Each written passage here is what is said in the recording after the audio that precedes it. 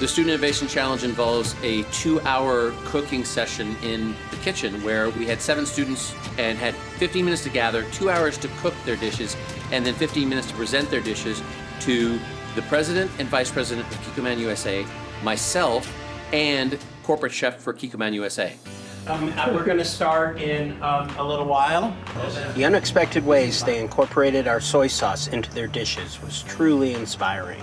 These dishes weren't just delicious, but a level of inventiveness and conceptual thinking that blew the judges away.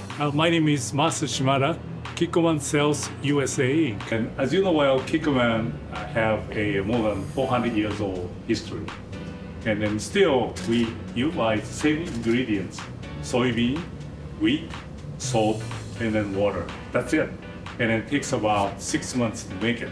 This is upgrade, like extraordinary excellent food. So we really like to continue this kind of a cooking contest.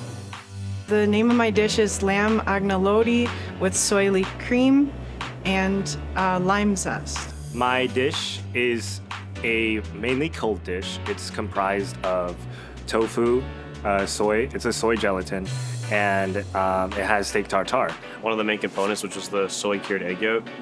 And the issue with that is the timing can, if you do a little less, it doesn't have the flavor you want. If you do more, it gets over-cured. My dish is a yakiniku-inspired dish, amuse-bouche, because yakiniku is like a Korean-Japanese food. So when I first heard about the competition, I immediately knew that I wanted to play on the rich tradition and culture of soy sauce. I really like cultural fusions in dishes.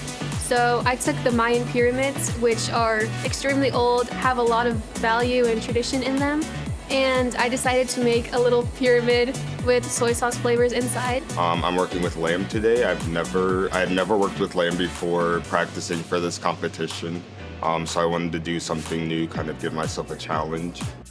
What influenced my dish is traditionally in the Great Depression there used to be things called porcupine meatballs built out of necessity where you incorporate dry rice into the meatball and cook it. And I thought if I cook it, then it could puff out as well.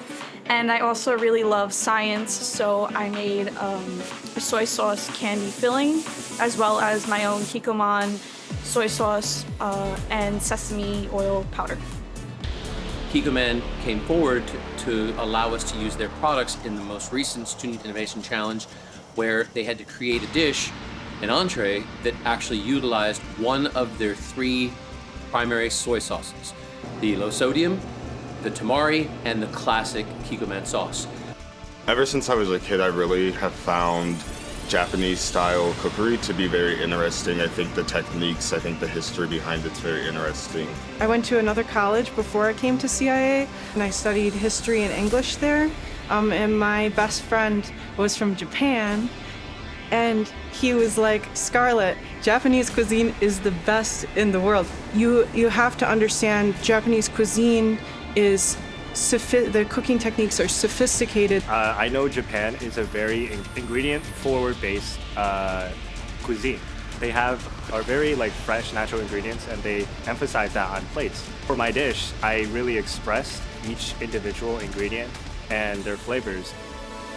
All of these were evaluated. They also had a floor score that checked to see how clean and how their work was done in the kitchen, which was then added to their tasting score, and they were then evaluated and determined who took the top places. I knew I wanted to be a chef when I was 6 years old. I started watching cooking shows when I was about 4, and I've loved it ever since. I mean, in kindergarten when they asked me what I wanted to be, I said a chef. I think I felt very at home and this is where I belong, helping my grandpa cook his chicken cacciatore. I have 2 little sisters, and when my parents were working, I used to bake for them or just make them food, and I really enjoyed it because that's something that we could do together.